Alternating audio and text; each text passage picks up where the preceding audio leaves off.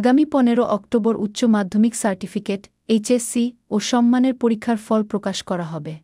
ঢাকা শিক্ষা বোর্ডের চেয়ারম্যান ও আন্তঃশিক্ষা বোর্ড সমন্বয় কমিটির প্রধান অধ্যাপক তপন কুমার সরকার দ্য ডেইলি স্টারকে এ তথ্য নিশ্চিত করেছেন।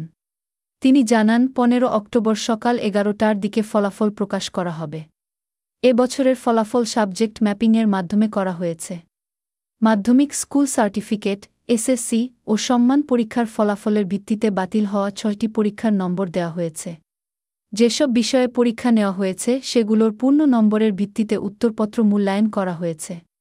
কোটা সংস্কার আন্দোলনের সময় ভয়াবহ সহিংসতার কারণে 30 জুন থেকে শুরু হওয়া চলতি বছরের এইচএসসি পরীক্ষা ব্যাহত হয়।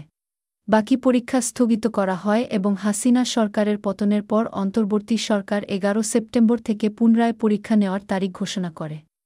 তবে কিছু এইচএসসি পরীক্ষার্থীর প্রতিবাদের মুখে গত 20 আগস্ট বাকি পরীক্ষা বাতিল করা হয়। 9টি সাধারণ এবং কারিগরি ও মাদ্রাসা শিক্ষা বোর্ডের অধীনে চলতি বছরের এইচএসসি ও সম্মানের পরীক্ষায় 11 লাখের বেশি শিক্ষার্থী অংশ নিয়েছে।